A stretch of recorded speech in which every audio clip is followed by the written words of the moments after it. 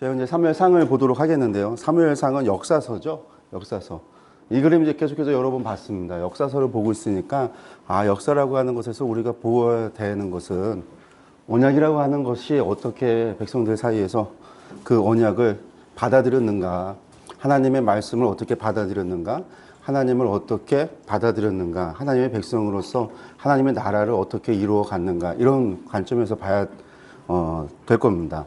그 가운데 이제 저희들이 이제 사무엘서를 보면은요, 저희가 이제 여호수아, 사사기, 룻기를 봤지만 사무엘서 가면 이제 바뀌어지게 돼요. 그 전까지는 하나님께서 이스라엘을 친히 다스리는 신정 정치였죠. 사사들을 세우지만 사사들은 백성들 가운데 일어나는 시시비비를 가리는 정도였지 통치한다라고 하는 개념은 없었습니다. 근데 이제 사무엘서를 가면 왕정이라고 하는, 왕이라고 하는 사람이 세워져서 왕정으로 바뀌게 되니까 이스라엘이라고 하는 이 나라가, 정치 체계가 완전히 바뀌어지는 게 사무엘서입니다. 그래서 이제 그런 부분에 있어서 저희들이 좀 봐야 되는 것이 있고요. 왕정이 됐다라고 해서 하나님께서 그러면은 이스라엘을 손놨나? 하나님께서도 그런 말씀 하십니다. 저들이 사무엘을 너를 버린 게 아니라 나를 버렸다라는 말씀을. 백성은 하나님을 버렸지만, 그래서 하나님을 버리고 자신들을 통치하여 왕을 달라고 이야기했지만 하나님께서는 그렇다고 해서 이스라엘을 포기한 것은 아니거든요. 왕정이지만 여전히 이스라엘의 주인은 하나님이시다라고 하는 것. 이제 우리가 그것을 놓치지 말아야 또 이제 왕정으로 들어갔을 때 이스라엘이라고 하는 하나님의 나라라고 하는 그 나라를 바르게 볼 수가 있고 또 이해할 수 있을 겁니다. 우리가 이제 들어가서 볼 때 주요 강대국가 성경의 역사라고 이야기하는데 저희들이 이제 사무엘 상하에 왔습니다. 사사기로부터 시작하면요, 여호수아, 사사기 전반부까지는요, 가나안 국가들, 주변 국가들이 이스라엘을 갖다가 공격하고 침략을 했어요. 그런데 이 또한 레위기에서 말씀하고 있는 것처럼 이스라엘이 범죄했을 때 하나님께서 이방 나라를 들어서 이스라엘을 갖다가 약탈도 시키고 공격도 하고 포로로 잡아가기도 하고 하는 일들을 하신다고 하셨거든요. 그 얘기는 뭐냐면 하나님께서 심판의 도구로 주변의 나라들을 사용하셨다라는 이야기입니다. 그러니까 사용하시는 그 주변 나라들이 가나안 국가들에서 사사기 후반부로 가면 블레셋이라고 하는 나라로 이제 좁혀져요. 주변 나라들보다 특별히 블레셋. 그래서 이제 삼손 때도 블레셋, 엘리 때도 블레셋, 사무엘 때도 블레셋, 사울왕 때도 블레셋, 다윗 시대 때도 블레셋. 그래서 사무엘하의 마지막 부분에 갔을 때 전쟁 이야기는 블레셋에서 승리하는 것, 그 기록으로 그냥 끝이 나거든요. 그래서 이때까지 사무엘하까지의 하나님께서 사용하는 이방의 도구는 어떤 나라였는가? 블레셋이라고 하는 나라였다라고 우리가 생각하시면 되겠고요. 요 사무엘 상하가 쓰여지는 요 때가 우리가 주전 10세기 경입니다. 주전 10세기. 이 주전 10세기 경은 이 블레셋이라고 하는 이 나라는 철기 문명을 가지고 있었던 나라였어요. 해양 세력으로서 이 레반트 지역에 들어올 때 이미 철기라고 하는 문명을 가지고 들어왔기 때문에 이 블레셋이 레반트 지역에 정착을 할 때 애굽과의 전쟁을 했었습니다. 왜냐하면 블레셋이 차지했던 그 땅들, 우리가 아까 봤던 에글론, 아스돗, 가사, 가드 이런 땅들이 전부 다 사실은 애굽이 영향력 아래에 있었던 땅이었는데 블레셋과 이 애굽과 전쟁을 했거든요. 이 전쟁에 애굽 쪽 기록에는 애굽이 승리했다. 블레셋 기록에는 블레셋이 승리했다라는 거예요.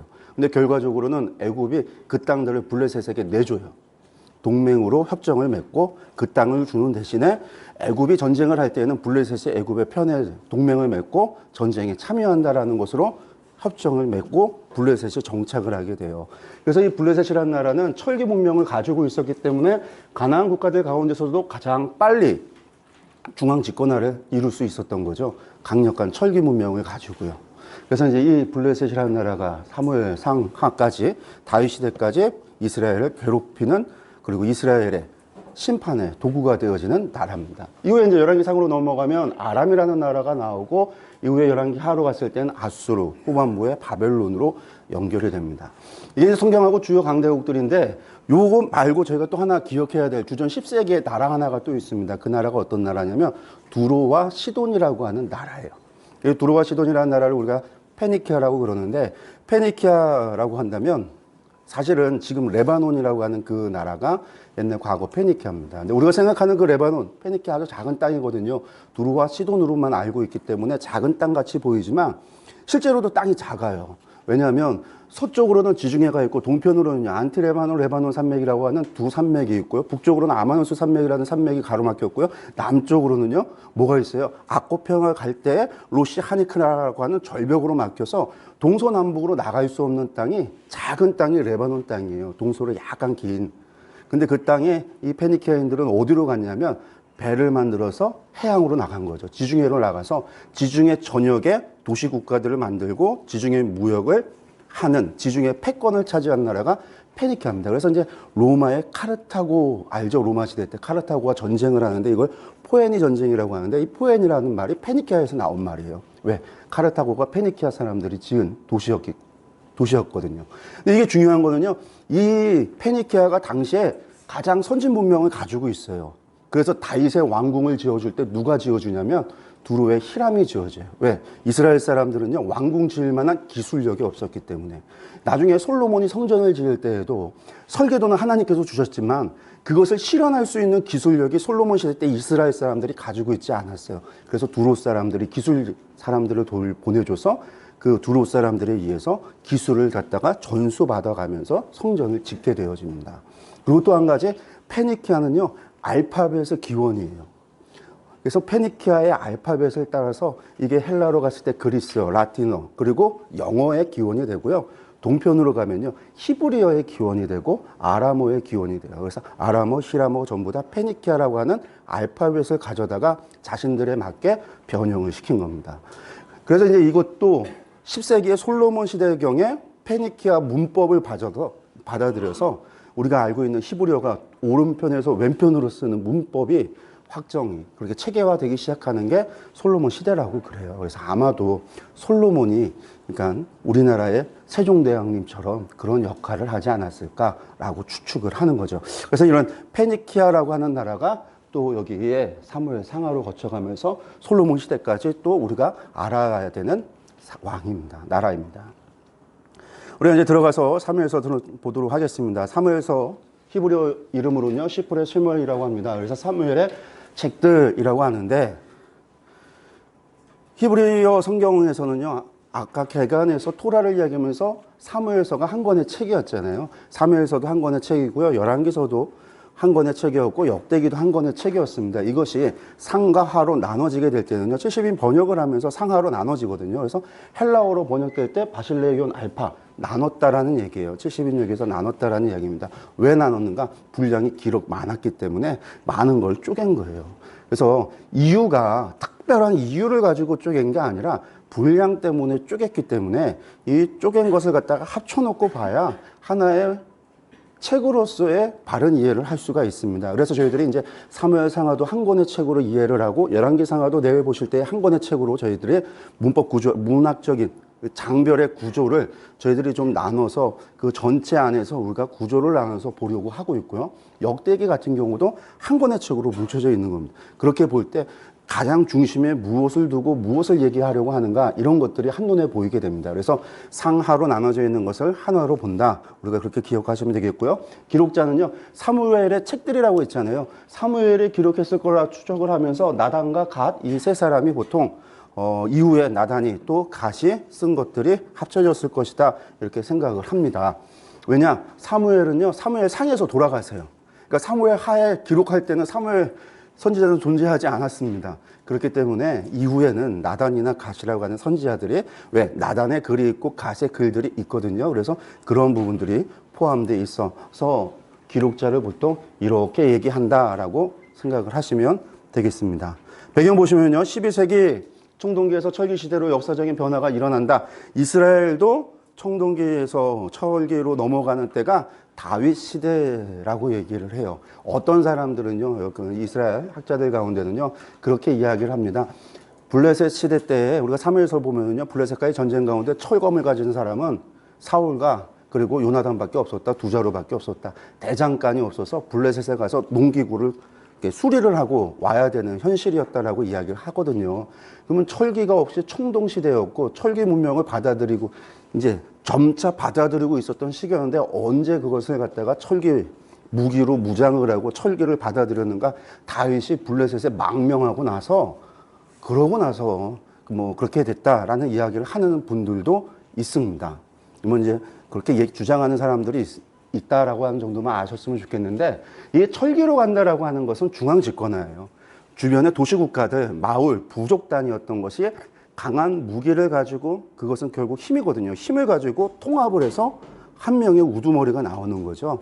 그래서 우리나라 같은 경우도 고조선시대 청동기에서 철기 문명으로 갈 때 삼국으로 정립이 되고 삼국이 통일이 되어지고, 이렇게 나라들이, 여러 나라들이 점점 합쳐져 가는 것들이 청동에서 철기로 바뀌어져 가면서 이루어지는 일들이거든요. 그래서 이때가 중앙집권화로 왕정시대로 변한다. 주변에 많은 민족 단위였던 도시국가, 민족 단위였던 것들이 합쳐져서 우리가 알고 있는 블레셋, 에돔, 모압, 암몬, 아람, 그리고 두루아, 시돈이라고 하는 페니키아, 이스라엘, 이렇게 국가 형태를 띠기 시작하는 게 전부 다 12세기에서 10세기로 넘어가는 시절에 있어지게 됩니다.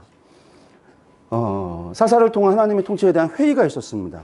우리가 이제 앞서서 봤지만 입산, 입다마 이런 이제 사사들이 나오면서, 야엘 뭐 이런 사람들이 나오고, 삼손 이런 사사들이 나오면서 사사들이 잘못하는 것들을 보게 되는 거죠. 특별히 이제 사사기 보면 아비멜렉을 기점으로 해서 전반기, 후반기로 나눌 때 후반기 사사들이 그런 잘못된 모습들을 보게 되어지면서 사사들에 대한 통치에 대한 회의.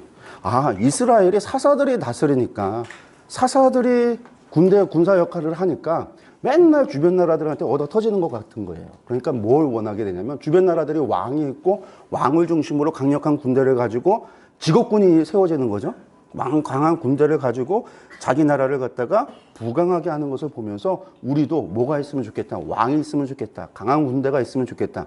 여호와가 우리의 하나님이 아니라, 여호와의 군대가 우리를 지키는 것이 아니라 우리에게 왕의 군대가, 이것을 통해서 우리가 보호받기를 원하고 우리가 부흥하기를 원하고, 이러한 생각이 나타나기 시작한 게 바로 이때입니다.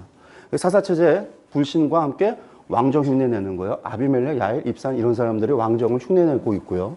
뿐만 아니라 백성과 제사장들이 우상 숭배에 빠집니다. 우리가 이제 입다 시대 때 무슨 이야기를 하냐면, 바알과 아스타롯, 아람, 시돈, 모압, 암몬, 블레셋의 신들을 섬겼다라는 거예요. 주변 나라들의 온갖 신을 다 섬겼어요. 거의 이 정도 수준은요, 아하스 시기나 므낫세 정도 시기하고 비슷한 시기입니다. 그 정도로 우상 숭배에 빠졌던 시대가 입다, 사사 후반부의 시대예요. 그러니까 우리가 엘리 시대를 볼 때 무엇을 알 수가 있는 거죠? 여호와의 말씀이 희귀한 시대가 되는 겁니다. 여러분들 교재의 뒤편에 연대표를 한번 들어가서 보겠습니다. 연대표 보시는데요. 페이지를 보시면요. 376페이지입니다.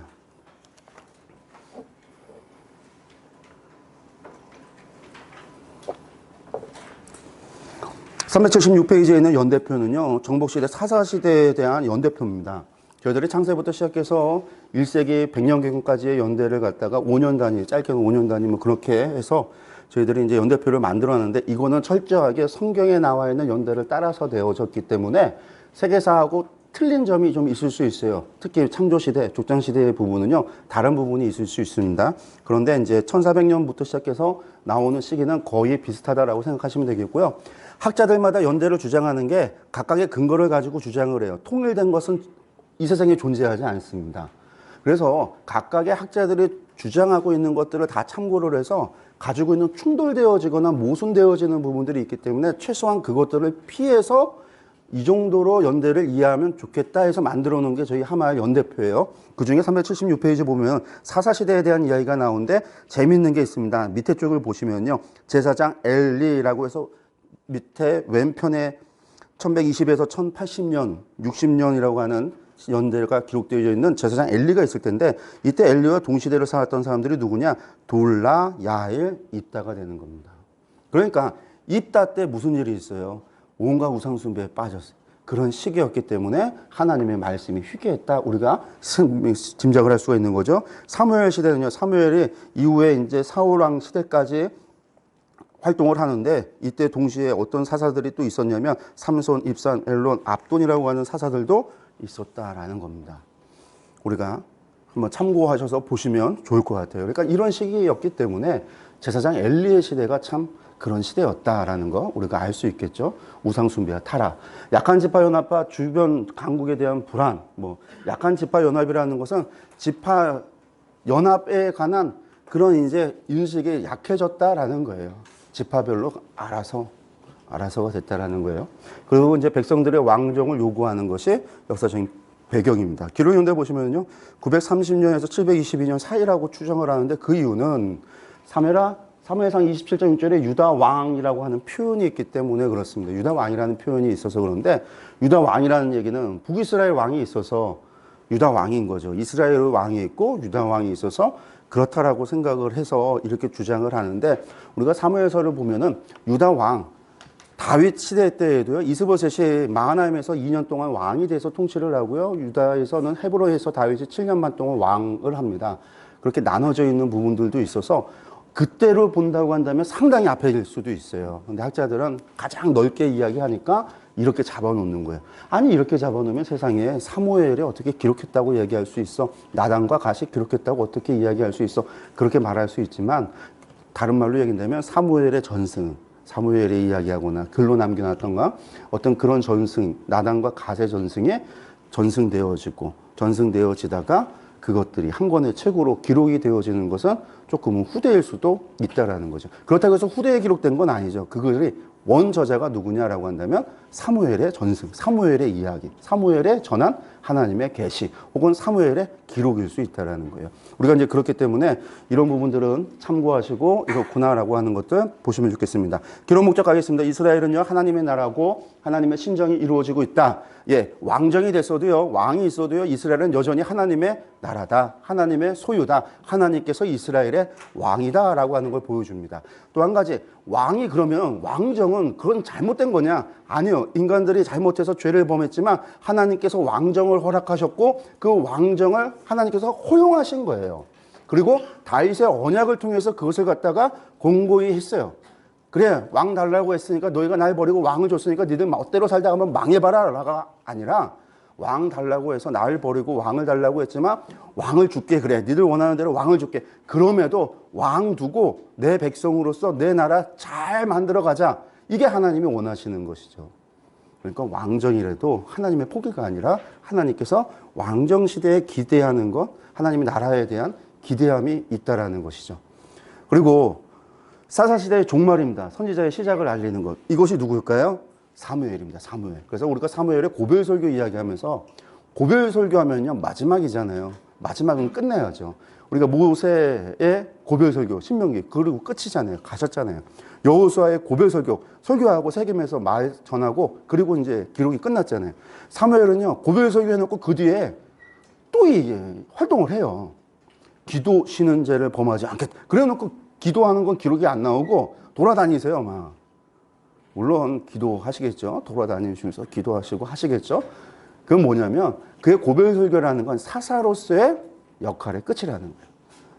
사사로서의 모든 시대의 끝, 사사로서의 역할을 끝내는 것이고요. 그가 선지자로서 하나님의 메신저로서 그의 역할은요, 지속된 겁니다. 그렇기 때문에 그가 마지막 순간까지도요, 사울 왕에게 하나님의 말씀을 전하는 메신저로서의 역할을 다 했다라는 것이죠. 그리고 다윗의 배경에 대한 그 배경을 알려주는 것이 사무엘상입니다. 첫 절과 끝절 보면 처음에 시작은요, 에브라임 산지 라마다임 소빔에 에브라임 사람 엘가나라 하는 사람이 있었으니 그는 여로함의 아들이요 엘루의 손자 도우의 증손이요 수비의 현손이요. 누구에게 하려고 하는 걸까요? 사무엘에 대한 이야기를 하려고 시작을 하는 거예요. 사무엘서는 다윗의 이야기다 우리는 생각할 수 있는데 시작은요, 사무엘을 통해서 시작이 돼요. 그에게는 사무엘을 통해서 이야기한다. 그 이전 시대가 하나님 말씀이 희귀한 시대, 말씀의 우상숭배에 빠졌던 그 시대를 빠져나온 거는 사무엘이라는 사람이 하나님 앞에 바르게 세워지고 나서부터 하나님께서 그에게 뭘 하시죠? 말씀으로 다시 임하시면서부터 하나님의 말씀이 다시 이스라엘 가운데 있게 돼요. 실로 가운데 임하시는 거죠. 나중에 왕정에 다윗이 사울이 잘못해서 왕이 잘하고 왕이 하나님 앞에 바로 설 때에 하나님의 나라가 바로 서가는 거. 하나님 앞에 한 사람의 순종이 하나님의 나라를 바로 세울 수 있다라고 하는 것들을 보여주는데 사무엘의 이야기로부터 시작이 돼요. 근데 그 끝절은, 그러니까 이거는 사무엘상의 끝인데 사무엘상의 끝은요, 누구의 죽음, 누구를 장사하는 것으로 끝냐면 사울왕의 죽음으로 끝이 납니다. 우리가 전체 보기 좀 들어가서 보면은요, 1장부터 시작해서 31장까지 되어져 있습니다. 31장까지 되어져 있어서 우리가 흔히들 어떻게 이야기하냐면 사무엘서는요, 엘리와 사무엘의 이야기, 사무엘과 사울의 이야기, 사울과 다윗의 이야기 이렇게 생각을 해요. 그래서 엘리, 사무엘, 사울, 다윗이라고 하는 네 사람이 나오는데 결국 앞에 있는 엘리와 사무엘과 사울은 누구를 준비시키는 사람이다? 다윗을 준비하고 예비하는 사람들이다. 뭐 그렇게 얘기를 해요. 그래서 저희 박 목사님이 좋아하는 세 명이 한 명을 준비한다고 해서 31장. 그렇게 이제 이야기를 하는데 그거는 그냥 웃자고 하는 거고요. 그리고 또 이제 이렇게 얘기합니다. 여기에는요, 상승과 하강이라고 하는 곡선이 보여요. 사무엘서에는요. 어떻게 보이냐? 엘리가 하강을 해요. 엘리가 하강을 할 때는 누가 상승을 하냐면 사무엘이 상승을 해요. 사무엘이 하강을 하기 시작을 하면요. 누가 상승을 하냐면 사울이 상승을 해요. 사울이 하강을 하면요. 다윗이 상승을 하는 게 사무엘상의 구조다. 그렇게도 이야기를 하는데 저희는 그렇게 이야기하지 않고요. 사무엘상과 사무엘을 합쳐놓고 보니까 전체의 이야기가 이렇게 보이는 것 같아요. 어떻게 보이느냐? 낮은 자를 높이는 하나님과 그분의 속성, 왕을 세우고 그를 통해 이스라엘을 다스리는 하나님, 왕과 언약을 맺고 그를 통해 이스라엘을 다스리는 하나님, 교만한 자를 징계하시는 하나님과 그분의 속성. 이렇게 보면 A와 B가 사무엘상, B-A와 A-가 사무엘하가 된다라는 겁니다. 앞서 봤을 때 31장까지 이야기 가운데 1장부터 2장까지는 낮은 자를 높이신 하나님에 대한 이야기고 2장부터 31장까지가 왕을 세우고 이스라엘을 다스리는 하나님, 하나님의 통치하심에 대한 이야기다라는 거예요. 이걸 갖다가 한 권으로 다 합쳐보면 이렇게 돼요. 잘 안 보이시지만 여러분들 가지고 계시는 교재에는 잘 나오니까요. 교재를 봐주셨으면 좋겠는데요. 이렇게 볼 수 있어요. 어떻게? 처음과 끝에 우리가 이런 걸 갖다가 도넛 구조라고도 이야기하고요. 교차대칭 구조라고도 이야기를 하고요. 그렇게 표현을 하는데 처음과 끝에 있어서 사무엘서가 이야기하고자 하는 것은 하나님께서는 낮은 자를 높이기도 하고 교만한 자를 낮추기도 하는, 하나님은 사람을 세우기도 하고 사람을 낮추기도 하시는, 하나님은 사람을 죽이기도 하시고 사람을 살리기도 하시고 하나님은 스올에 내리기도 하시고 스올에서 구원하시기도 하시고 하나님이시다라는 거예요. 모든 것은요, 하나님의 주권이 가지고 있는 하나님이 하신다라는 거죠. 그것이 사무엘서 전체를 보여준다라는 거예요. 복잡한데 이렇게 나누면 이게 표에 가지고 있는 여러분들 교재에 있는 표에 나오는 겁니다. 교재는 193페이지죠. 사무엘상에 A와 B로 가고 B-와 A-로. 이렇게 봤을 때 전체를 관통하면서 이야기하고 있는 거는요. 사무엘하는요. 하나님께서 사람을 낮추기도 하고 사람을 높이기도 한다. 우리는 그 하나님을 겸손히 전심을 다하여 섬겨야 된다라고 하는 것이 사무엘서가 우리에게 얘기해주고 있는 것이다라고 볼 수 있겠습니다. 여러분들 이제 내용들 보시면요. 패턴이 좀 비슷해요. 이렇게 이스라엘 상황, 이스라엘의 상황, 이스보셋과 다윗, 엘리와 사무엘, 언약궤, 왕을 세우고 언약을 맺고 사울의 첫 번째 제, 다윗의 첫 번째 제, 사울의 두 번째 제, 다윗의 두 번째 제, 다윗의 태도, 압살롬의 태도, 도망가는 다윗, 블레셋의 승리, 블레셋의 패배. 사무엘상과 사무엘하는요, 이처럼 그 이야기에 있어서 구조에 있어서 반복되어질 수 있는 구조를 가지고 있습니다. 왜 이러냐? 쉽게 이해할 수 있도록, 쉽게 기억할 수 있도록. 이것을 우리가 사무엘 상과 하를 전체를 같이 놓고 볼 때만 보이는 것이지 상 따로 하 따로 놓고는 보이지 않습니다. 우리 들어가서 그러면요, 앞에서부터 보도록 하겠습니다. 낮은 자를 높이시는 하나님입니다. 낮은 자를 높이시는 하나님의 이야기는요, 한나에 대한 이야기예요. 한나에 대한 이야기인데, 한나에 대한 이야기 우리가 너무나 잘 알죠. 잘 아는 이야기는요, 이 이야기 속에서 정말 중요한 거는 한나가 자식을 못 낳았다가 자식을 낳았다, 이게 중요한 게 아니라 자식을 못 낳는 여인에게 있어서는 너무나 중요한 이야기일 수 있겠지만, 한나의 기도에 응답하신 하나님께 한나의 감사 찬양, 한나가 서원하는 이야기, 사무엘의 출생에 대한 이야기가 나오고 난 다음에 중요한 건 한나의 감사 찬양이에요. 이게 사무엘서 전체를 관통하고 있는 주제가 이 한나의 고백 속에, 감사 찬양 속에 담겨 있습니다. 우리가 이제 쉽게 생각을 하면요, 아들 주세요 서원했어요. 하나님 아들 주셨으면 아들 주신 거 감사합니다 해야 되는데 이게 감사 기도잖아요. 근데 한나의 기도에는요, 아들 주셔서 감사합니다라는 내용이 아니에요. 그는 하나님은 이런 분이십니다라고 하는 선언적인 찬양을 하세요. 그러니까 자기 아들 주신 거에 대한 이야기가 아니라, 그러니까 마치 사무엘을 얻은 거하고 상관없는 이야기. 근데 그것이 사무엘서 전체를 이끌어가는 이야기. 하나님이 누구신가에 대한 고백이라는 거죠. 한나가 기도하는데, 뭐라고 기도하냐면요, 밑에서부터 말씀 보지 말고요, 바로 여러분들 팁으로 가서 정리해 놓은 걸 보면은요, 한나의 기도가 이렇게 정리가 돼요. 여호와 같은 거룩하신 이가 없다. 주밖에 다른 이가 없다. 우리 하나님 같은 반석도 없다. 지식의 하나님이다. 사람의 행동을 달아본다. 죽이기도 하고 살리기도 한다. 수월에 내리기도 하고 거기서 올리기도 한다. 가난하기도 하시고 부하기도 하시고 낮추기도 하고 높이기도 하고 가난한 자를 진토에 일으켜 세우기도 하고 빈궁한 자를 거름더미에 올리신다. 가난한 자들을 귀족들과 함께 앉게 하시고 영광의 자리를 차지하게 하신다. 세계를 땅의 기둥 위에 세웠다. 거룩한 자들의 발을 지키시고 악인들을 잠잠케 하신다. 여호와를 대적하는 자는 산산이 깨질 것이고 하늘에서 우레로 치실 것이다. 여호와께서 땅 끝까지 심판을 내리신다. 자기 왕에게 힘을 주신다. 자기의 기름 부음을 받은 자의 뿔을 높이신다. 재밌는 건요. 한나 시대 때는요. 왕이 있었어요? 없었어요? 없었어요. 근데 왕에게 힘을 준다는 거예요. 여기서 보면 받은 자의 뿔을 높이신다라고 나오는데요. 성경에서 나오는 모든 뿔은요. 권세를 상징합니다. 그리고 그 권세는 왕의 권세예요. 왕의 권세. 그래서 여러분들이 보다가 상징에 짐승에 뿔이 하나가 있다. 뿔이 두 개가 있다. 하나가 있으면 왕 한 명을 얘기하는 거고 뿔이 네 개가 있으면 네 명의 왕을 이야기하는 거고 뿔을 꺾었다라는 얘기는요. 그 왕의 권세를 꺾었다. 왕을 죽이셨다라는 의미가 있습니다. 이것은요. 왕에 대한 이야기예요. 한나 시대 때 왕이 없음에도 불구하고 한나가 예언적인 기도를 하고 있다라는 거예요. 그래서 이것이 사무엘서 전체를 하나님은 누구시냐? 하나님은 세우기도 하고 낮추기도 하신다. 왕을 세우기도 하고 왕을 낮추기도 하신다.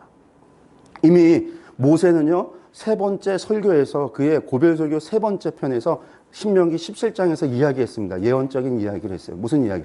너희가 약속의 땅에 들어가서 주변 나라들을 보고 살다 보면 주변 나라들이 왕이 있는 것을 보고 부러워해서 하나님 옆에 왕을 달라고 할 때가 있을 거다라는 거죠. 그러면서 왕의 규례를 줍니다. 반드시 너희 가운데 왕을 세워라. 하나님께서 세우는 자를 왕으로 세워라. 그리고 그 왕은 은금 많이 두지 마라. 아내를 많이 두지 마라. 그리고 병마를 많이 두지 마라. 그리고 레위기 말씀을 율법을 기록해서 그 옆에 두고 날마다 하나님의 말씀을 보도록 하라. 이게 왕의 규례예요. 이미 모세가 이야기했었던 미래, 그러니까 예언적인 그런 왕의 규례 하셨던 예언적인 말씀인데 한나의 기도가 바로 그런 예언적인 하나님은 누구신가에 대해서 하나님은 왕을 세우기도 하고 왕을 낮추기도 사울왕을 세우신 하나님께서 사울왕을 내리시는 하나님이시다라는 다윗을 세우시는 하나님 인간이 다윗을 부정한다 할지라도 하나님이 세운 다윗을 하나님이 인정하실 때 인간의 뜻이 꺾여지는 것 이것이 사무엘 하의 이야기 우리가 이제 그런 것들을 생각하면서 사무엘을 우리가 보시고 한나의 기도를 머릿속에 그렇게 두셨으면 좋겠습니다. 들어가서 보면은요. 다시 2장부터 2장 12절부터 시작해서 이제 엘리와 사무엘에 대한 이야기가 시작이 되는데 이것은 왕을 세우고 그를 통해서 이스라엘을 다스리는 하나님에 대한 이야기입니다. 예. 성경은 누구의 이야기냐면 모두 하나님에 대한 이야기입니다. 사람이 주인공이 아니라 하나님의 이 주인공이시죠. 들어가서 보면요. 2장 12절부터 시작하는데 엘리 집안에 대한 이야기부터 시작합니다. 엘리 아들들의 나쁜 행실이라고 시작을 하면서 말씀해 보니까요. 2장 12절에 이렇게 이야기합니다. 엘리의 아들들은 행실이 나빠 여호와를 알지 못하더라. 우리는요. 엘리의 아들들이 행실이 나쁘다라고 해서 뒤에 이제 말씀을 보면 무슨 말씀들이 나오냐면 뒤쪽에 이제 성막에서 수종드는 여인과 동침하는 이야기. 그래서 하나님을 예배를 멸시하고 하나님의 성전에서 성막에서 범죄하는 이런 것들을 이야기를 해요. 그래서 얘들은 이렇게 나쁜 놈이었구나. 그래서 하나님 알지 못하는구나. 그렇게 생각하는데 이 말씀은 그게 아니에요. 잘 보시면요. 엘리의 아들들이 행실이 나빠서 여호와를 알지 못했다. 거꾸로 생각해 보세요. 어떻게 하면 여호와를 알지 못할까요? 어떤 나쁜 행실이 있을 때 여호와를 알지 못할까요? 이 두 아들은요. 무슨 사람들이죠? 엘리의 두 아들이에요. 제사장이에요. 제사장. 이다말 계열의 제사장들이에요. 그럼 제사장들이 행실이 나쁘다라는 거. 여호와를 알지 못하는 행실이 나쁜 건 뭘까요? 제사장으로서 알아야 되는 것들, 제사장으로서 그들이 감당해야 되는 것들, 그들의 의무가 있잖아요. 그것들에 대해서 뭐 했다라는 얘기일까요? 소홀했다라는 거예요. 하나님을 섬겨야 되는 사람들이 하나님 모르는 나쁜 행실이라는 것은요. 하나님에 대해서 알려고 하고 배우려고 하고 자신의 직분을 감당하려고 하는 그 모든 것을 갖다가 뭐 했다라는 걸까요? 부정했다라는 거예요. 버렸다라는 거예요. 그리고 나쁜 행동을 했다라는 거예요. 요 나쁜 행실이라고 할 때 행실이 나쁘다라는 히브리어 말이 벨리알이라고 하는 말인데요. 재밌는 건 바로 사무엘상 1장에서 엘리가 한나에게 이 말을 써요. 한나가 막 기도할 때 저 술 처먹은 악한 여인인가 보다 라고 생각을 하고 너 술 먹고 여기서 이러냐 그 얘기 하시잖아요. 엘리가 그 얘기를 하는데 요때 여종을 악한 여자로 알지 마옵소서 한나가 그 얘기예요. 그때 악한 여종이라는 얘기가 벨리야알이라는 말이에요. 행실이 나쁘다 똑같아. 그러니까 엘리는요 지 자식들 행실 나쁜 건 모르고 다른 사람 행실 나쁜 거 한나 같은 의인 알아보지 못하고 지 자식은 못 보는 거죠. 뿐만 아니라 성경을 보면요 잘못한 걸 아는데도 가르치질 않았어요. 왜 이들이 행실이 나빠서 여호와를 알지 못할까? 그들은요 아버지에게 하나님 섬기는 법을 배워야 됐는데 엘리가 제대로 안 가르친 거예요. 제대로 안 가르쳤고 이것들은 배울 생각도 안 하고요 그랬던 거예요. 손바닥이 마주쳐야 소리가 나는 것이지. 그래서 이 집안이요 결국은 엘리까지도 하나님 앞에 심판을 받아 죽게 되는 그런 일이 벌어지죠. 이 엘리 집안을 향한 하나님의 저주가 있습니다. 해망문은 수종되는 여인들과 동침했다. 이런 이유 때문에 여호와를 알지 못했던 그들은요 결국 여호와의 제사를 멸시했고 수종되는 여인들과 동침하는 그런 죄를 범했다라고 이야기합니다. 이런 것 때문에 엘리 집안을 향한 하나님의 저주가 있죠. 그리고 이제 우리가 3장에서 사무엘을 부르시는 하나님에 대한 이야기가 나옵니다. 그때 이제 하나님께서 사무엘에게 그 얘기하는 거죠. 엘리 집안에 대한 심판을 이야기합니다. 심판. 그래서 엘리 집안이 심판을 받는데 어떻게 되냐. 홈리와 비느하스는요 블레셋과의 전쟁에서 한날 한시에 죽고요. 엘리는요 그 이야기를 듣고서는요 쓰러져 갖고 목이 부러져서 죽습니다. 그의 그 비느하스의 아내는요 아이를 낳다가 이가봇이라고 이름을 짓고 하나님 떠나셨다 그러고 죽어요. 그러고 나서 이 엘리 집안의 사람들이요 어디에 제사장이었냐면 노베 제사장이었는데 나중에 사울이 노베 제사장 85명을 죽일 때 다 죽여요. 한 사람만 살아남죠. 아비 아달만 한 명 살아남아요. 이 사람이 살아남아서 다윗의 제사장이 되는데 이 사람이 언제 제사장에서 파면되냐면 아도니아 참징 사건 열왕기하 1장에서 솔로몬이 아닌 아도니아를 왕으로 세운 일에 이 사람이 참여했다가 결국은 파면당해서 다시는 제사장이 되지 못해요. 그래서 열왕기하 1장에 보면요 아비아달이 그렇게 솔로몬 시대 때 파면당한 것을 가져다가 엘리에게 하셨던 하나님의 말씀이 이루어졌다라고 성경에 분명하게 기록되어 있는 겁니다. 실로에서 엘리 집에 대하여 하신 말씀을 응하게 함이더라. 왕상 2장 27절의 말씀입니다. 사무엘에 대한 부르시는 이야기 이때 나오는 3장 1절의 말씀 여호와를 섬길 때 여호와의 말씀이 희귀하여 이상이 흔히 보이지 않았던 그러한 시기였 그때에 하나님께서 사울을 부르셨고 사무엘을 불렀고 사무엘이 하나님의 말씀에 응답하고 그가 바르게 세워졌을 때 무슨 일이 일어날까요? 여호와의 말씀으로 사무엘에게 자기를 나타내신 이때 실로에서 여호와께서 실로에 다시 나타내시기 시작을 했다라는 겁니다.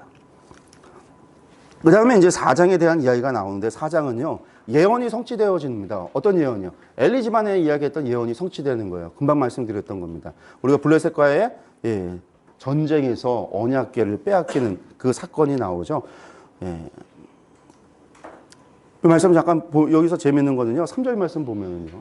이 사람들이 블레셋과의 전쟁에서 한 번 싸움했는데 패했어요. 이 패한 이유를 어디서 발견하냐면 하나님께서 우리를 패하게 하셨다라고 이야기를 해요. 판단이 잘했습니다. 하나님께서 패하게 하셨어요. 하나님께서 패하게 하셨으면 이유가 있을 거 아니에요. 이유는요. 이스라엘의 범죄 때문인데 이스라엘 사람들은요. 범죄라고 생각하지 않았어요. 회개할 생각을 못했어요. 그리고 뭘 했냐면요. 벗게 가져와라. 여기서 그것으로라고 표현을 해요. 그것으로 우리를 우리 원수들의 손에서 구원하게 하자. 벗게만 오면 승리한다라는 거예요. 자신들이 하나님 앞에 범죄한 거, 하나님 앞에 회개해야 되는 거 이런 것은 모르고 벗게만 있으면 막개가 마치 전쟁의 아이템처럼 승리의 아이템처럼 그것만 있으면 그냥 승리한다라고 생각을 하는 거죠. 이스라엘은요. 하나님께서 세울 때 세워지는 나라예요. 하나님께서 지키실 때 지키시는 나라, 보호되는 나라예요. 이거는 나중에 다윗의 고백에서 다시 나와요. 하나님께서 우리의 산성이요, 우리의 방패요. 하나님이 우리의 방패고 산성인 거지. 벗개가 여러분들 벗개가 있을 때 승리했어요. 전쟁에서 벗개 앞세우고 늘 다녔어요. 승리했어요. 맞아요. 근데 그건요 벗개가 능력이 있는 게 아니라 하나님께서 그곳에 함께 계셨기 때문에 이겼던 거죠. 우리가 이것을 착각하면 안 돼요. 자꾸만. 그러니까 제사를 이야기하면서 제물이 사람의 죄를 용서한다고 생각을 하는 거예요. 피 흘림이 있어야지 죄사함은. 여러분들 피 흘렸다고 죄가 사함 받는 게 아니라 하나님이 우리를 죄 사해 주셔야 하는 거예요. 사함 받는 거예요. 재물을 가지고 오는 우리의 중심과 마음과 믿음과 그 모든 것을 보시고 하나님께서 우리가 하나님 말씀에 온전히 순종하는 것을 바라보시고 하나님께서 우리를 갖다가 칭의하시는 사건이 제사에서 있어지는 사건이지, 재물의 능력이 있으면 하나님 상관없이 무조건 그 프로세스 안에서 잡는 모든 사람은 용서받아야 되는데, 우리가 이사야서를 보면 이사야서 1장을 보고 욕세야서를 보고 아모스서를 보고 미가서를 보고 말라기를 보고 예언자들의 서신서를 예언자들의 글을 보면요, 거기에서 하나님께서 하시는 말씀은 너희가 드리는 제사, 너희가 드리는 예배, 너희가 드리는 번제, 너희가 드리는 월상, 그 모든 것에 대해서 잘못됐다가 아니에요. 제대로 하는 그거 안 받겠다라고요. 왜? 마음의 중심도 마음의 뜻도 없으니까. 하나님을 향한 믿음도 없이 사랑도 없이 하나님을 아는 지식도 없이 하기 때문에 제사가 능력이 있는 게 아니라 그 제사라고 하는 형식 안에 우리의 마음을 담아서 하나님을 향한 순종을 해나갈 때 하나님께서 행하시는 하나님의 능력인 거죠. 그래서 구원은 어디에 있어요? 보좌에 앉으신 이와 어린 양께 있다라는 거잖아요. 네. 근데 이 사람들은 그것으로 우리의 원수 손에서 구원하자라고 했습니다. 그리고 가지고 와요. 그런데 가지고 와서 패하고 언약궤를 빼앗깁니다. 우리가 이제 지도를 좀 보면은요, 우리가 법궤가 이동한 경로를 보면요, 시댐에서 길갈로 가고 길갈에서 여리고를 거쳐서 베델, 그리고 이제 실로에 이르게 됩니다. 실로는 어디냐면요, 요 북쪽에 가면 그 세겜이라고 하는 도시가 있어요. 그리심산과 에발산 가운데 있는 도시가 세겜이었죠. 세겜에서 베델로 오는 중간에 있는 도시가 실로인데, 세겜은 정치적인 도시였어요. 거기서 여호수아가 백성들을 모아서 정치를 했잖아요. 사람들한테 고별 설교도 했었고요. 그곳에서 하나님 앞에 언약을 갱신하기도 했는데, 실로는 어떤 역할을 했냐면 모세의 성막이 이 실로에 머물면서 이스라엘 사람들이 이곳에서 하나님 앞에 제사 드리기 시작을 했어요. 예배를 드렸어요. 그래서 이제 실로에 뭐가 있었냐? 모세의 성막과 하나님의 법궤가 실로에 있었습니다. 그런데 전쟁이 나는데요. 블레셋이 쳐들어옵니다. 블레셋이 쳐들어오는데, 거하사에서 아솔을 거쳐서 요바를 거쳐서 어디로 올라가냐면 아벡이라고 하는 것을 지나서 에베네셀 쪽에 진을 치게 돼요. 요바를 거쳐서 이쪽으로 올라오는 길이 있는데요. 아벡 전투라고 불리우는, 혹은 요곳에 이제 진을 치고요. 이스라엘 사람들이 그러니까 사람들도 모여서 어디를 향해서 가냐면 에베네셀이라고 불리우는 곳에 가서 진을 치게 돼요. 그래서 아벡의 블레셋, 에베네셀의 이스라엘. 그리고 그곳에 전쟁을 했다가 한번 패해요. 패하니까 실로에 있었던 법궤를 가지고 와라라고 해서 법궤를 가지고, 실로에서 법궤를 가지고 와서 에베네셀을 갖고 와요. 근데 그 전쟁에서 패한 거죠. 패하고 난 다음에 무슨 일이 있어지냐? 블레셋은요, 실로까지 쳐들어가요. 그래서 실로를 무너뜨리고, 이 쳐들어오는 길에 레위 사람들, 제사장들이 모세의 성막을 짐을 싸갖고 실로에서 도망을 가는데, 어디까지 도망을 가냐면 기브온까지 도망을 가게 돼요. 그래서 이제 실로에서 기브온으로 이제 성막이 옮겨지게 되고, 블레셋은요, 실로를 정복해서 무너뜨리고 난 다음에 돌아가게 되죠. 그래서 이때에 예레미야에서 보면 실로가 무너진 것 같이 예루살렘도 무너지리라 라고 하는 예언이 나오는데, 그 예언이 바로 이 실로가 무너진 것을 이야기하는 겁니다. 블레셋에 의해서요. 그리고 나서 블레셋에 돌아가서 처음에 아스돗의 다곤의 신전에다가 무엇을 두냐면 법궤를 놨어요. 그랬더니 우리가 알다시피 법궤가 쓰러져. 다음날 또 세워서 놨어요. 그랬더니 또 넘어오면서 모가지가 잘리고 팔다리가 잘려 있어.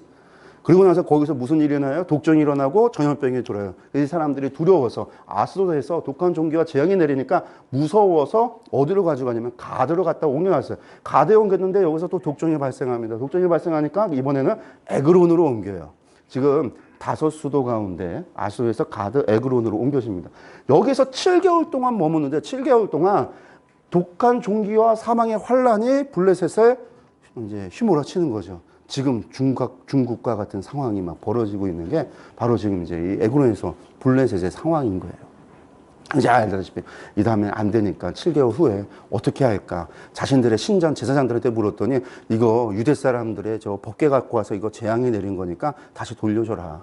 그래서 이제 돌려주게 되는 거죠. 그래서 에그론에서 벳세메스로, 그리고 이곳에서 기럇 여아림으로, 그 다음에 이후에 이제 예루살렘으로 옮겨지게 되는 게 법궤가 이동하게 되어지는 경로인데, 사무엘 상까지는요, 기럇 여아림까지 가는 이야기가 나오는 거고요. 그리고 이제 사무엘 하에서, 벳세메스까지 가는 거고요. 기럇 여아림에서 이제 가는 거는요, 이제 저기 사무엘 하에서 나오는 이야기들입니다. 도로 언약궤에 대한 이야기 우리가 지도 봤으니까요, 넘어가겠습니다.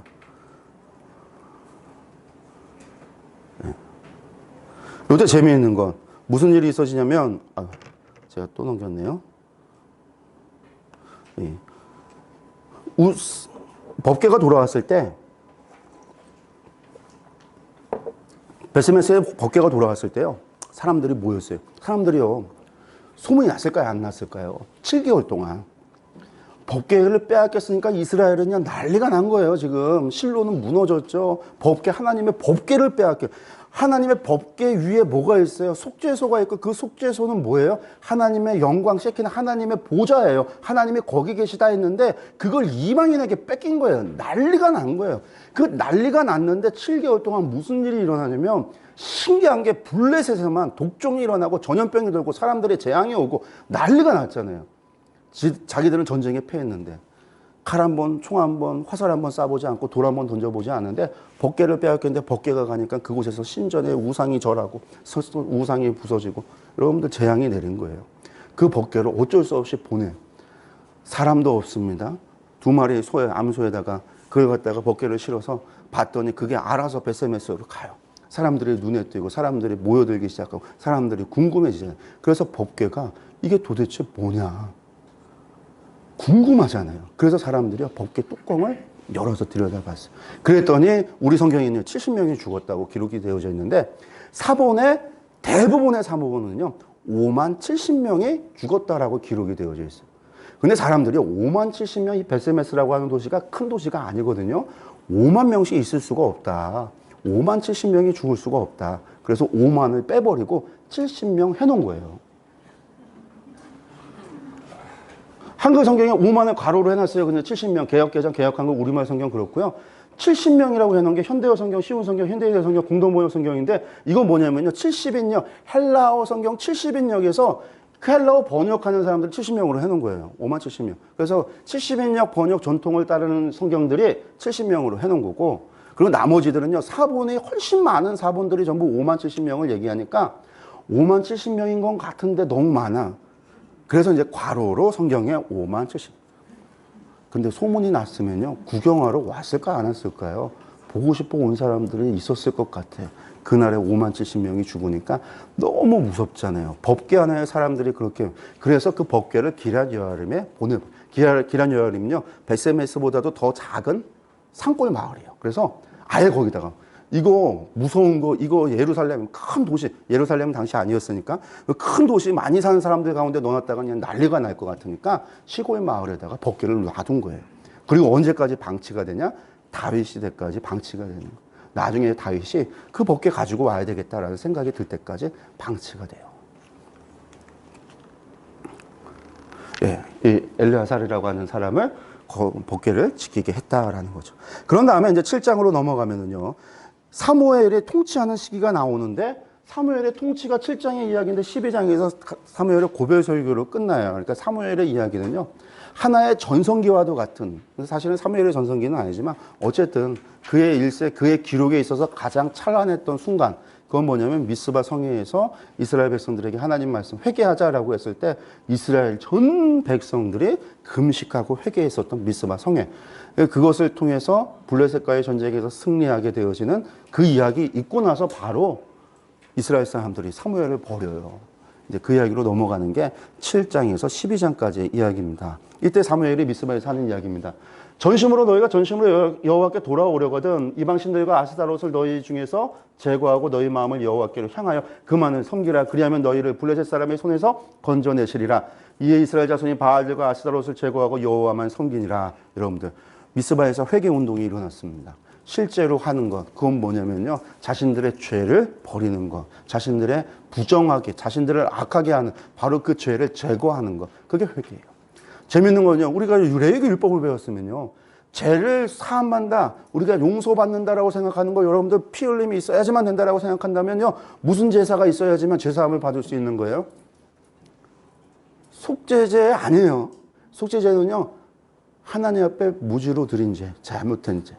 내가 하나님께 고의로 지은 죄는 속죄제로 속죄가 안 돼요. 죄 용서 못 받는 거예요. 속죄제로는. 내가 모르고 지은 죄. 그거는 용서받아도 고의로 한 건 안 돼요. 고의로 한 거는 언제 용서받냐면요. 대속죄일밖에 없어요.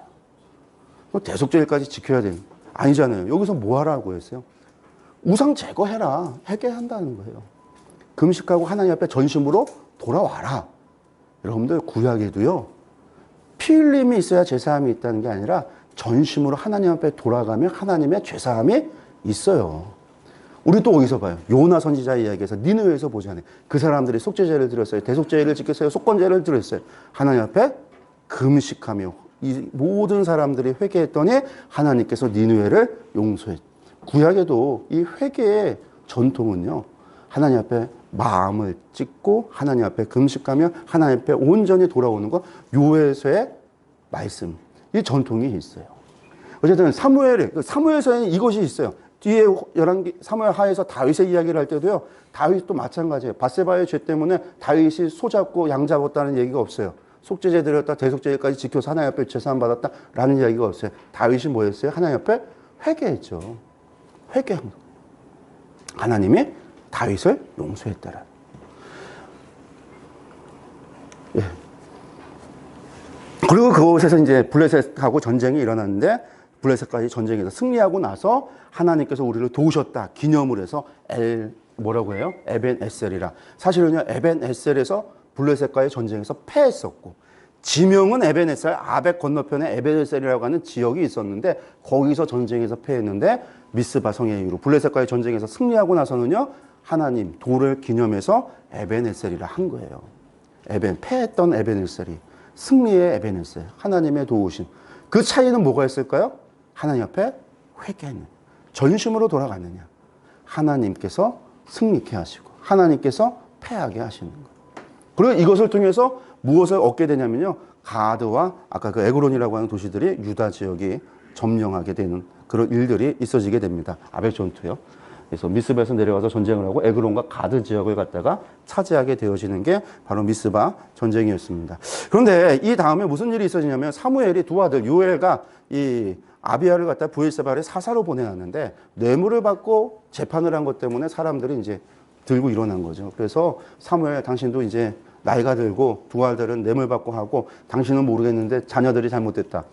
그렇게 된 거죠. 그래서 이제 우리에게도 왕을 달라라고 하는 요구가 있어지게 됩니다. 왕을 요구요. 그때 하나님이 하신 얘기가 그들이 너를 버림이 아니라 나를 버려서 자기들의 왕이 되지 못하게 했다라는 거.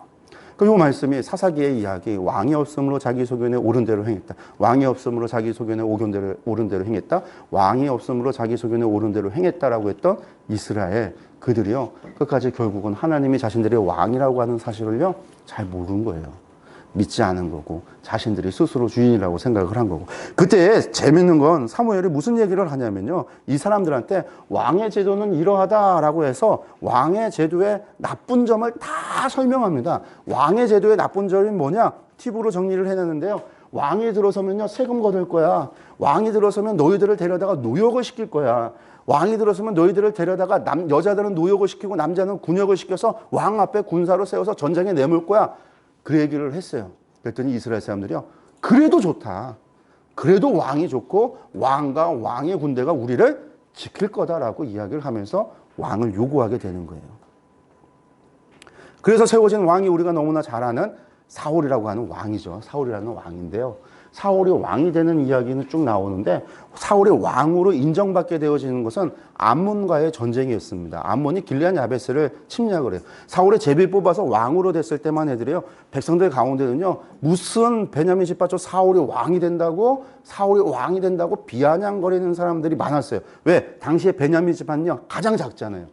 그들이 요구했던 왕은요, 강한 사람을 원했어요. 강한 사람, 싸움 잘하는 사람, 군대의 지휘가 많은 군대를 이끌고 외적으로부터 우리를 지켜낼 사람을 원했는데, 베냐민 지파는 이미 쫄딱 망해서 숫자도 별로 안 되고 가장 약한 지파고 가장 약한데, 그 무슨 베냐민 지파 사람이 왕이 되면 누가 유다 지파 같이 저 큰 지파가 따르겠어요? 에브라임과 므낫세 같은 지파가 그걸 따르겠어요? 비아냥거리는 일들이 있었는데요, 암몬과의 전쟁에서 사울이 승리를 하죠. 길르앗 야베스가 공격을 당했을 때 사울이 군사를 소집을 해요. 그때 무슨 일이 있어지냐면요, 북이스라엘의 군대가 30만 명, 유다의 군대가 30만 명이 모여요. 성경을 보면요, 사사시대 시대를 쭉 보면요, 베냐민과 내전에서 베냐민 지파를 제외한 11지파의 군세가 40만 명이었거든요. 그때 이후로 어느 누구도 이렇게 대군을 이끌어 본 사사가 없어요. 기드온은 300명 데리고 전쟁을 했잖아요. 그리고 나서 사울이 그 33만 명을 이끌고 요단강을 건너 암몬을 물리치는 거죠. 그러고 나니까 사람들이 이제 누가 예전에 사울을 비방했던 놈이 누구냐, 우리가 목을 따겠다, 우리가 죽이겠다. 그렇게 돼서 사울이 왕이 되는 거예요. 하나님께서 사울을 왕으로 세우신 거죠. 그리고 나서 사울이 제일 먼저 한 일이 무엇일까요? 사울이 제일 먼저 한 일이요, 직업군인 세우는 일이었어요. 직업군인. 그 직업군인을 세우는 때였어요. 직업군인을 세워요. 그래서 3,000명의 직업군인을 세우는데, 한마디로 그걸 자신의 친위대라고 이야기하거든요. 2,000명은 자기가 데리고 있고 1,000명은 요나단에게 맡겨서 그렇게 군대를, 이스라엘을 지키겠다라는 거죠. 그리고 어디가 수도의 역할을 할까요? 사울 왕은요, 기브온 사람이었잖아요. 그래서 그 기브온이, 사울의 집이 기브온에 있었고, 그 기브온이 당시에 사울 왕가의 수도의 역할을 했던 게 기브온입니다. 그러고 나서 이제 사무엘이 고백 설교를 하는데, 성경에 보면요, 밀베는 때가 아닌데 이때 그날의 우리와 피를 하나님께서 보내시는 그런 일들, 이걸 통해서 하나님께서 분노하고 화내심을 갖다가 보이시는 사건이 있습니다. 여기 보시면은요, 이스라엘의 유대력을 보시면은요, 9월부터 시작해서 약간 10월 가까운 그때부터 시작해서 12월 정도까지가 우기 기간이고요. 그리고 이제 2월부터 시작을 해서 6월 정도까지가 건기에 해당합니다. 건기에. 그럼 밀추수는 언제 시작을 하냐면 3월에 시작을 합니다. 밀추수가요. 그러니까 건기가 시작하는 때쯤부터 밀추수가 이제 시작이 돼요. 그러니까 이때 되면 우기 끝났죠. 늦은 비 끝났죠. 건기가 시작해요. 그래서 밀추수가 시작이 돼요. 근데 지금 말씀에 그 얘기는 뭐냐면, 비가 와서는 안 될 때, 비가 와서는 안 되는 그때에 비가 오고 우레가 치고 하나님께서 날씨를, 징조를 그렇게 보이셨다라는 거죠. 하나님의 분노하심을요. 그러면서 백성들한테 이야기를 했을 때 백성들의 반응이, 그제서야 우리가 우리의 모든 죄에 왕을 구하는 악을 더했습니다 라고 하는 고백을 하게 돼요. 그렇지만 고백했으니까 그래, 그럼 물리자, 왕 치우고 내가 다시 왕할게, 그렇게 아니라 하나님께서 사울을 왕으로 세우시기로 약속을 하신 것을 지키십니다. 사람이 악을 행했어도 그 악으로 망쳐지는 것을 하나님께서는 어떻게든 다시금 세우시고 만들어 가시고 계시다라는 거예요. 그러고 나서 이제 이 모든 악을 우리가 또 했다라고 할 때, 사무엘이 한 얘기가, 이 모든 악을 행하였으나 여호와를 다른 데서 돌아서지 말고 오직 너희 마음을 다하여 여호와를 섬겨라. 이제부터라도 마음을 다하여 섬겨라. 왕이 있다고 해서 하나님 버리지 말고, 그래도 우리는 여전히 하나님의 백성이고 이스라엘은 하나님의 나라고 저 왕도 하나님의 종이고, 그러니까 우리가 하나님을 섬겨야 된다라고 하는 것은 변하지 않았어. 그러니까 우리가 마음으로, 전심으로 하나님을 섬기자라고 하는 이야기를 하는 겁니다. 그리고 이것이 지금 사실은 사무엘서 전체에 이야기하는 거예요. 우리가 전심으로 마음을 다해 하나님을 섬기자. 반복되게 나옵니다. 그런데 성경은요, 그 다음에 13장부터 시작해서 사울의 첫 번째 죄, 두 번째 죄, 죄에 대한 이야기를 합니다. 사울의 초기 업적 이야기했는데요. 그 이제 친위대 세웠던 이야기가 13장 1절 2절에 나오고요. 3,000명을 택해서 군대를 세우고요. 그 다음에 블레셋과의 전쟁이 시작이 되는데, 이 블레셋과의 전쟁에서 사울이 첫 번째 죄를 짓습니다. 어떤 죄를 짓느냐면, 이스라엘이 암몬하고 전쟁에서 한번 승리했잖아요. 33만 명이나 모여서. 근데 블레셋과의 전쟁을 하는데 블레셋의 군세가 너무 강해요. 여기 성경에 기록된 것으로 보면요, 군사가 수레도 많고 전차도 많고 막 수만 명, 보병은 수만 명, 많은 사람들이 몰려왔다라는 이야기를 해요. 그러니까 사울이 진을 어디다 치냐면요, 블레셋이 넘어오는데 중앙산지 넘어서 요단강 저편에, 요단지구대 저 안쪽에 길갈에서 진을 쳐요. 도망가면, 블레셋 넘어오면 요단강 넘어가겠다, 도망가겠다라는 마음이 아예 가지고 있는 것처럼 길갈, 여기서 올라오면 요지에서 블레셋을 막아야죠. 전차가 못 올라오는 산지 지역에서 요새와 같은 길목에서 지키고 싸워야 되는데 아예 산 넘어가서 반대편에서 진치고 있어요. 그런데 백성들이 보니까 블레셋이 너무 많다는 소문이 오니까 7일 동안 사무엘을 만나서 제사 드리고, 하나님 앞에 제사 드리고 전쟁을 하기로 약속을 하고 길갈에서 모이기 시작을 했는데, 약속한 사무엘은 오지 않고 백성들은 기다리다가 너무 많이 오니까 하나둘 도망가기 시작하는데, 얼마나 많이 도망가냐면요, 사울이 데리고 있는 군대 가운데 직업군이 3,000명이라고 그랬죠. 친위대가 3,000명인데 600명밖에 안 남아요. 친위대까지 도망간 거예요. 그러니까 사울이 못 기다리고 사람들 도망가는 거예요. 사람의 쪽수에 있는 줄 아는 거죠. 전쟁은 하나님께 속한 줄을 모르는. 기드온은요 300용사를 가지고요 그 몇 명을 살문나에 12만 명을 이겼는데 사울이 사람을 보다가 하나님을 의지하지 못한. 그래서 사무엘하고 약속을 지키지 못하고 제사를 지내요. 그래서 사울이 이르되 번제와 화목제를 이리로 가져오라 하여 번제를 드렸다. 제사장이 드려야 되는데 자기가 마음대로 먼저 기다리지 못하고 드렸다라는 거예요. 재밌는 건 드리자마자 사무엘이 나타났어요. 약속을 어긴 건 아니죠. 7일 후에 오자고 했으니까 그날에 온 거예요.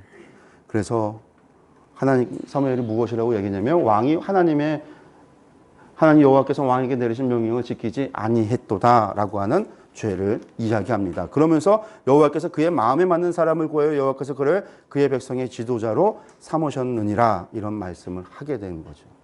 그렇지만 이 전쟁은요 결국은 블레셋으로부터 누가 승리하냐면요 이스라엘이 승리해요. 누구를 통해서 승리하냐면 요나단을 통해서 승리해요.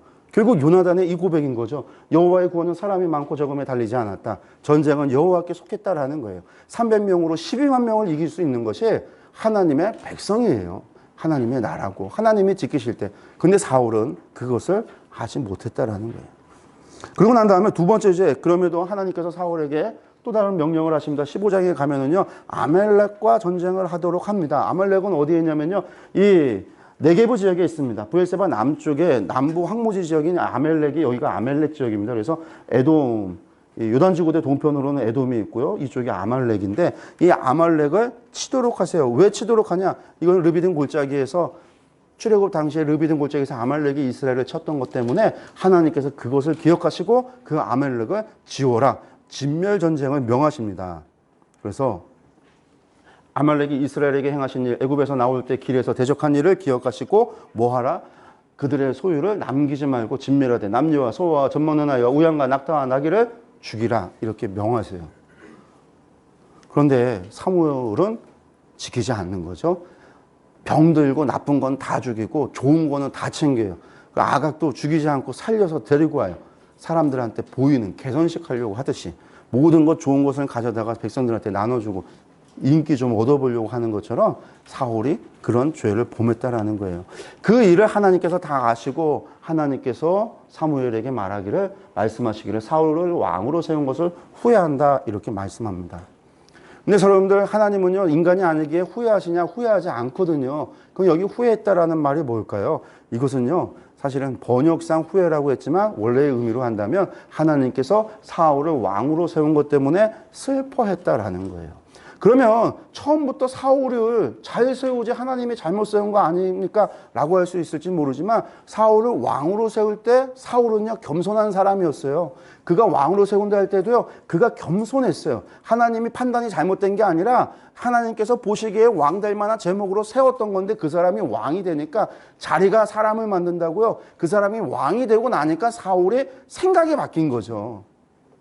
하나님이 아니라 사람들을 바라보기 시작했고 자식에게 경배하는 백성들을 바라보고 자기 나라 자기 땅을 바라보고 그렇게 되어진 거죠. 자기 사람을 생각하게 된 거고요. 그러니까 하나님 말씀에 순종하기보다 자기 사람 챙기려고요. 전리품을 얻어오고 숨겨오고 그래서 사무엘이 사울왕에게 찾아가서 그것을 갖다가 책망했을 때 사울왕이 무슨 짓을 하냐면요. 미친 거죠. 무슨 미친 짓을 해요. 그래서 사무엘이 막 화를 내고 이야기하고 가니까요. 그래도 잠깐만요, 선지자. 저하고 같이 백성들 앞에 가서 나서서 저를 위해서 한 말씀 해주세요. 회개할 생각 안 해요. 마지막까지도 누구를요? 하나님 앞에가 아니라 백성들이 나를 어떻게 바라볼까? 나의 왕권을 어떻게 지킬까? 오직 그 생각밖에 없었던 사람, 사울이라고 하는 사람입니다.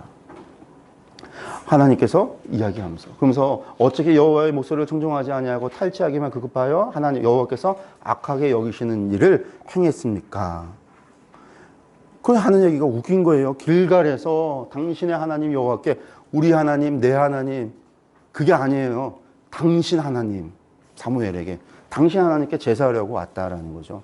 제사라고 하는 게 뭐죠? 다른 말로 한다면 하나님을 섬기는 거예요. 섬긴다고 하면서 하나님 말씀에 불순종하는 것 이건 뭐죠? 섬길게 하고서 말을 안 들어요. 이건 뭐 하는 거예요? 멸시하는 거죠. 이거는요. 만약에 누가 들을게 해놓고서는 안 듣고 반대로만 하고 있으면요. 놀리는 것도 아니고, 멸시하고 조롱하는 것도 아니고요. 사울이 그런 죄를 범했다라는 거예요. 그때 사무엘이 하는 얘기 우리가 너무나 잘 아는 이야기입니다. 번제와 다른 제사를 그의 목소리를 청종하는 것을 좋아하신 같이 좋아하시겠나이까. 순종이 제사보다 낫고 듣는 것이 순양의 기름보다 나으니. 여러분들 순종이 제사보다 나아서 뭐 하라는 얘기일까요? 순종이 제사보다 나으니까 순종하라는 거죠. 순종이 제사보다 나아서 제사 똑바로 드리라는 얘기예요. 순종이 제사보다 나아서 여러분들 헌신 똑바로 하라는 거예요. 하나님 섬기는 거 똑바로 하라는 거예요. 하나님 말씀 청종하는 거, 듣는 것이 순양의 기름보다, 아주 귀한 기름보다 더 좋다라는 거예요. 그러니까 하나님은 마음의 중심을 보시는구나 이러면 또 오해해요. 하나님은 마음의 중심을 보시니까 형식은 다 필요 없다. 여러분들 마음은요, 형식에 담으라고 하나님께서 규례와 법규를 만드신 거예요. 아무거나 형상이 본질을 보여주니까요. 여러분들 이 광화문에 가면 이순신 장군 동상이 있는데요. 이순신 장군 본질이 중요하지 겉모습이 뭐가 중요해. 그래서 그 이순신 장군에게 옷을 갖다가 입히는데 막 다 찢어진 힙합 바지 같은 거에 막 끝나시 같은 걸 입혀놓고 있으면요. 이순신 장군이 이순신 장군 다울까요? 이렇게 농담이 안 먹히지. 21차까지 오면서 처음인데. 맞는 게 있다라는 거예요. 맞는 게. 우리가 사람을 만나는데도 형식이 있어요. 상경례 자리에 가면서 최소한의 예의라고 하는 게 있어요. 하나님께도 형식과 예의가 있다는 거예요. 마음은 하나님이 정하신 형식 안에 담아서. 그래서 예배가 필요한 것이죠. 그러고 난 다음에 이제 다윗의 대두되는 이야기가 나옵니다. 16장에서 18장. 우리가 다윗의 대두는 다 아십니다. 블레셋과의 전쟁에서 골리앗과의 싸움에서 나오는 거죠. 여기서 참 저희들에게 마음에 위로가 되는 말씀이 있습니다. 사람은 외모를 보거니와 나 여호와는 중심을 보느니라.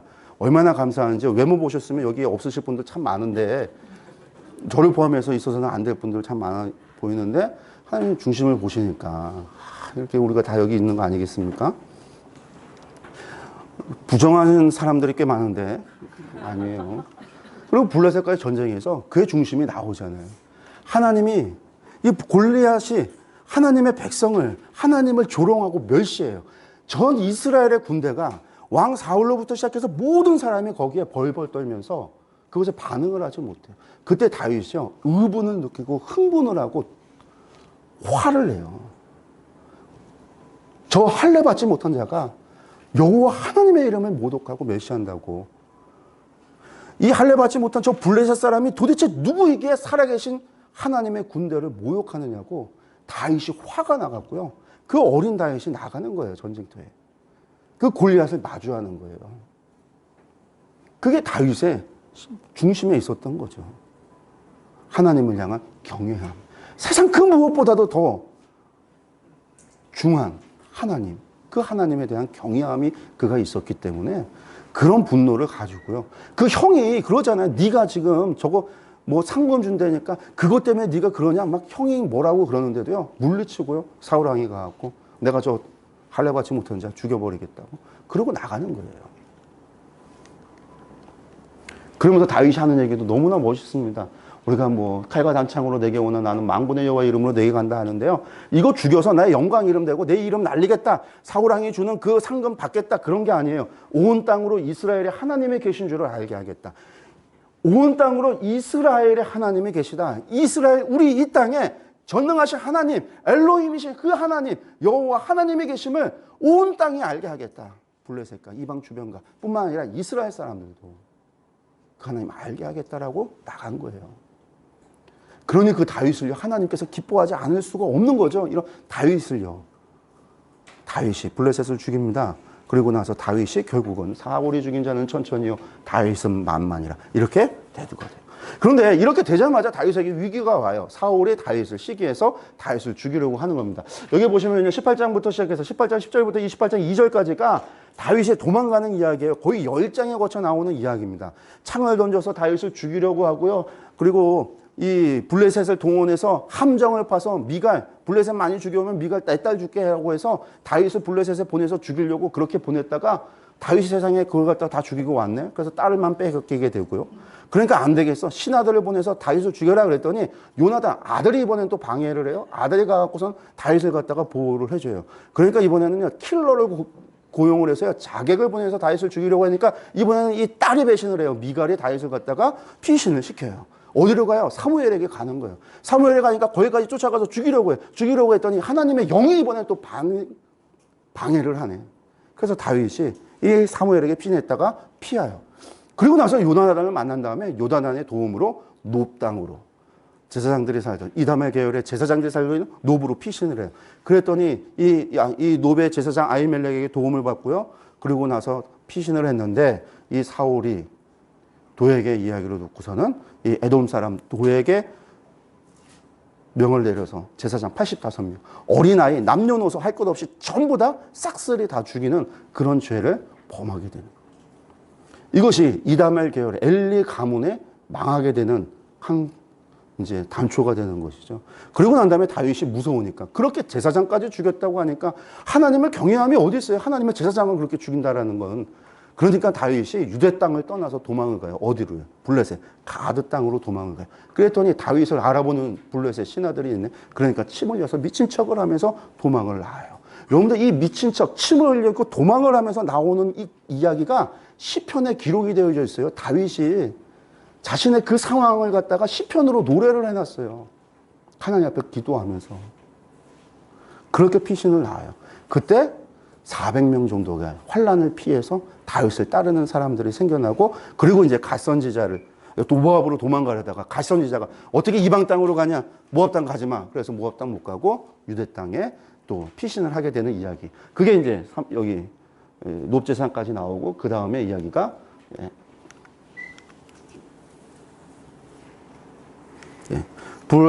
블레셋에서 그 뒤에 얘기가 유대 땅에 와서 광야에서 피신하고 있다가 보니까 블레셋이 그 일날을 쳐들어왔다는 얘기를 듣고 사울이 가서 보호해야 되잖아요. 다윗이 가서 보호해요. 블레셋을 물리쳐줘요. 그랬더니 그 일날 사람이 감사하다고 사울에게 고자질을 해. 다윗이 여기 있다고. 무섭겠죠. 놉 땅의 제사장들도 싹 죽였는데 만약에 도왔다라는 얘기가 사울의 귀에 들어갔다면 그 일날 사람이 나만 하겠어요. 사울은 또 그것을 기대했을 수도 있고요. 그 일날가 그러니까 신고를 해요. 고발을 하니까 또 도망을 가야 돼요. 그래서 10항무지, 마온항무지를 거쳐서 엔게디로 피신했다가 그 엔게디 굴에서 사울을 죽이지 않고 살려주고요. 그리고 사무엘이 죽어요. 그리고 사무엘이 이때쯤 죽게 되면 사무엘이 죽었다는 얘기를 듣고 바람 광야로 도망을 갔다가 다시 유대 땅으로 돌아와서 우리가 이제 이야기하는 갈멜에서 나발을 만나게 되어지는 거죠. 그곳에서 생활하다가 나발이 죽고 그의 아내 아비가일을 다윗의 처로 아내로 삼고 나서 하길라산에서 다시 한번 사울을 살려주는 이야기가 나오고 그리고 블레셋을 그러니까 유대 땅을 떠나서 블레셋에 망명을 가고 그 망명 간 사이에 블레셋과 이스라엘의 전쟁을 통해서 사울 왕이 죽게 됩니다. 그 이야기가 사실은 이제 사무엘상까지 이야기예요. 우리가 이제 지도를 좀 들어가서 볼게요. 지금까지 이야기 다시 한번 볼게요. 기브아가 당시에 사울이 기브아에 기브온이 있었어요. 그래서 그곳에 있다가 놉 땅으로 피신을 갔습니다. 요나단의 도움으로 놉으로 피신을 했고요. 놉 땅에서 무슨 일이 있어지냐면 다윗이 놉을 떠나서 가드로 첫 번째 망명을 가는데 첫 번째 망명을 간 사이에 놉 땅에 놉 땅에 갔다가 아둘람을 간 사이에 이곳에서 이제 사울이 놉의 제사장들을 전부 다 죽이는 일이 일어나고요. 그리고 이제 가드를 떠나서 오면서 400명 가량의 사람들이라고 하는데 이 사람들에 대한 여러 가지 해석들이 있어요. 사울 왕의 박해로 말미암아 피해를 본 사람들일 것이다. 무산자 계층일 것이다. 그래서 재산을 다 잃어버렸던 그런 사람들이 아마 다윗을 또 따라 나선 것이 아니겠는가라고 하는 등등의 여러 가지 한 3가지 정도의 설이 있는데 교재에 보시면 아마 팁으로 정리가 되어져 있으니까 한번 살펴보시고요. 이때부터 이제 다윗이 홀로가 아니라 400명의 사람을 데리고 피난을 가는 거예요. 그러니까 아둘람을 거쳐서 처음에 이제 모압으로 도망을 가려고 했는데 갓선지자가 아까 가지 말라고 이야기를 했다고 말씀을 드렸습니다. 갓선지자의 말을 듣고 유다 땅으로 돌아오는 거죠. 그래서 유다 땅에 있다가 블레셋이 침공, 가드를 거쳐서 그릴라로 침공했다는 얘기를 듣고 다윗이 그릴라를 구원을 해줍니다. 그래서 블레셋을 물리치는데 그릴라 사람들이 신고를 하니까 여기를 거쳐서 10항무지, 마온 항무지를 거쳐서 엔게디까지 가는 거예요. 엔게디, 그리고 이 엔게디 굴에 있을 때 사울을 한번 살려주게 되고요. 그리고 난 다음에 사무엘이 죽었다라는 이야기를 듣고 엔게디에서 바란광야까지 도망을 갑니다. 바란광야는 네게부 남쪽에 있어지는 광야예요. 바란광야 외쪽으로 십광야가 있는데 바란광야로 도망을 가고요. 이 바란광야는 사실은 사람이 살 데가 못 돼요. 그러니까 그곳으로까지 이제 피난을 간 거죠. 그러고 갔다가 돌아와서 갈멜이라고 하는 곳에 와서 나발, 아까 이야기했던 나발과 아비가의 일들이 갈멜에서 있고요. 이 다음에 어디로 이제 가냐면 하길라산에서 사울을 다시 한번 살려주고, 그리고 난 다음에 가드로 이제 망명, 두 번째 블레셋 망명을 가죠. 이때는 이제 망명이 받아들여집니다. 그래서 어디로 가냐면 가드에서 시글락으로 보내줘서 시글락에서 다윗이 그의 추종, 그와 함께 했던 사람들과 함께 시글락에 있어요. 여기 있으면서 뭐 하냐면 저희들이 이제 알다시피 시글락에서 아모리 사람도 공략하고 여기서 저기 그슬도 공격하고 모압도 공격하고 주변에 공격하고서는요 사람들 죽이고 싹 죽이고 재물을 가지고 온 다음에 가드 왕이 이번엔 어디 갔냐 그러면은 저 유다 땅에 가서 약탈해 왔습니다라고 해서 그들의 마음을 안심을 시키고, 그러고서는 다윗은 뭐 하냐면 유다 사람들한테 그 전리품을 유다의 장로들에게 유다 사람들한테 나눠줘서 유다 사람들한테 하고 그런 이제 자신을 지지해 줄 수 있도록 그렇게 관계를 갖다가 만들어가는 일들을 이 시글락이라고 하는 곳에서 하게 됩니다. 이것이 이제 우리가 한 10장에 걸쳐서 다윗이 나오는 이야기들입니다. 그리고 나서 나중에 이제 그 시글락에서 헤브론에 올라가서 헤브론에서 왕이 되는 거예요. 그리고 이제 마지막에 이때에 시글락에 가 있는 동안에 블레셋과 사울이 전쟁을 하는데 이 전쟁에서 사울이 죽습니다. 이때에 사울이 아무리 기도를 해도요 하나님의 말씀이 오질 않아요. 전쟁을 하기 전에 하나님의 말씀을 듣고 음성을 듣고 전쟁을 해야 되겠는데 아무리 해도 하나님의 음성이 들리지 않으니까 사울이 누구를 찾냐면 신접한 여인 박수무당을 찾아요. 여러분들 박수무당, 미래를 점치는 사람들은요 반드시 죽여야 된다라고 레위기에서 하나님께서 정하셨어요. 그러니까 박수하고 무당이라고 하는 사람들, 신접한 사람들은요 점치는 사람들이에요. 다른 말로 얘기해서 미래를 얘기하는 사람들이에요. 너희들 이렇게 가면 화가 있으니까 이거 피해라, 이게 점치는 사람들이에요. 예언자라고 하는 선지자들은요 그걸 얘기하는 사람들이 아니에요. 너희가 지금 오늘 이렇게 살면 하나님의 심판이 온다. 너희가 우리가 회개하면 하나님이 우리에게 복으로 갚으실 거다. 요 이야기를 하시는 게 오늘 현실을 얘기하는 게 선지자들이지, 오늘 현실 때문에 앞으로 심판과 복이 있다라는 걸 얘기하는 거고, 점치는 사람들은 오늘 현실을 얘기하는 게 아니에요. 미래를 얘기하면서 화를 피하고 복을 얻을 것을 이야기하는 게 점치는 자들이에요. 그래서 그것들은요 반드시 다 죽이라고 그랬어요. 근데 사울이 재밌는 게 성경에 자세하게 안 나오는데 사무엘이 죽은 다음에요 선지자를 잃어버렸잖아요. 이제 없어요. 자신이 혼자예요. 하나님의 말씀을 끊겼어요. 그 사울이 자신의 왕권 강화를 위해서 백성들의 지지를 얻어야 되니까 그걸 하기 위해서 사울이 행했던 것이 있어요. 그게 뭐냐면 사람들한테 자신의 열심을, 하나님의 율법을 지키고 너희들을 지킨다라고 하는 걸 보여주기 위해서 사울이 두 가지를 하는데, 첫 번째가 뭐냐면 유대 땅에 있는 모든 심접한 자 박수들을 내쫓는 거예요. 그래서 다 쫓아요. 두 번째는 뭐냐면 이 사람이 고향이 기브온이라고 그랬잖아요. 기브아의 기브온인데 기브아 사람인데 그 기브아에 기브온 도시가 있고 기브온에 뭐가 있어요? 기브온인들이 있어요. 이 사람들이 여호수아 때 원래 이 가나안 족속에서 멸망당하게 됐지만 이 사람들이 여호수아를 속여서 결국은 여호수아 이스라엘 사람들과 함께 살게 되어졌고, 함께 살게 된 것이 아니라 하나님께서 어떻게 하시냐면 이것들을, 이 사람들을 내가 받겠다고 해요. 니들의 종으로 삼지 말고 내가 받겠다라는 거예요. 그래서 레위인들만 하나님의 소유가 된 게 아니라 레위인들 이후에 기브온이 하나님의 소유가 돼서 이 사람들 뭐예요? 성막에서 물 깃고 나무 패는, 하나님을 예배하고 하나님 성막에서 섬기는 일을 하도록 이 사람들이 그렇게 된 거예요. 그리고 나서 이 기브온을요 레위인의 도시로 정해요. 나중에 베냐민 지파 중에서 레위인의 도시는요 기브온이 돼요. 기브온 사람들이 사는 그곳이. 그래서 그 사람들은 레위인들하고 같이 살고요, 레위인들이 하는 일을 하고요, 그렇게 됐어요. 근데 이 사울이요 자기 집 옆 동네인 기브온에 있는 사람들을요 인종 청소를 했어요. 기브온 사람들에 대한 학살을 했어요. 이방. 왜 그런지 이유는 몰라. 근데 했어요. 그건 이제 사무엘 하에서 나오는 이야기는 또 이야기가 나오는데 학살을 하게 돼요.